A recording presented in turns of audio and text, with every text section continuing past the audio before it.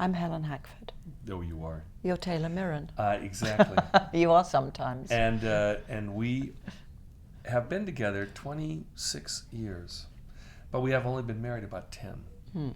Took us 15 years to make that decision. It was 25 years since we'd worked together, and I'd kept trying to interest Helen in roles, but my films that I was doing, they were small roles. I had a desire to make a particular film, and she said, no thanks. So in this instance, this role was the first thing that cracked the ice. And it's a terrific, actors respond to great roles, and it's a great role. It's about a lot of things. It's about, what you would call cynical world of selling of flesh, both as in a brothel, but also in the fight game.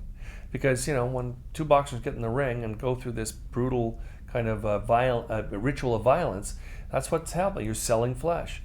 And it's not so much about the prurient kind of quotient of that. It's about the people. After having been through that their entire lives, they're pretty well cynical in terms of their sense of opening themselves to any emotion, certainly romantic emotion. And the characters played by Joe Pesci and Helen Mirren and Sergio Perez-Mencheta, they've been through it. So you think they're inured to that. I wanted to take that premise and say, is it possible to actually find love, to be able to awake in a place that is as cynical selling of sex? We've worked so much apart all of our lives, the last 20 odd years. I'm in Hungary making a movie, Taylor's in New York making a movie, I'm doing a play in London, so a lot of our life together has actually been spent apart. So it was fabulous to actually be working but be together, and that's a rare thing for us. Interestingly, it wasn't like this, we're right by the monitor, we're collaborating. She was an actress, she hung with the actors, she ate with the actors. I'm out doing my movie, doing what I have to do.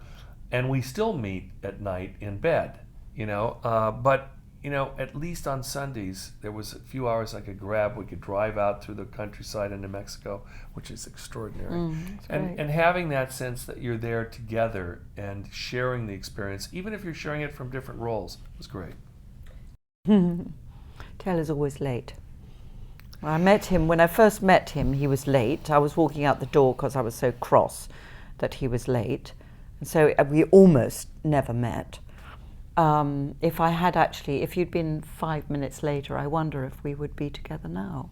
Be interesting, wouldn't it? Anyway, so he's always late. There's nothing that... I was tops. Well, interesting thing about my wife is that she has this unbelievable, uncanny memory. She can memorize, hours of Shakespeare. But her short-term memory is nothing. Whatever happened 15 minutes ago, it can have a benefit that you tell. I'm a storyteller. I'm a storyteller as a filmmaker and in life, and I love to tell stories. It's great because she keeps saying, I never heard that before. So it actually that it's always new to me. It's nice. It's nice. But I laugh because I've never heard that joke before.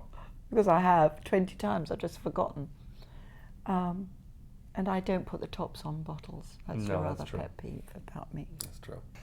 Oh, what we did in New Mexico was driving around. It's great. We drive. Helen's the navigator. I'm the driver. I really do listen to her. I mean, she loves maps, and she really works. The only problem is occasionally her ambition for a unique route can get us into deep trouble. I mean, we found ourselves up at the side of a volcano in Guatemala, and literally in a situation where I never thought we'd get out because the road kept getting worse and worse, literally with huge ruts in it.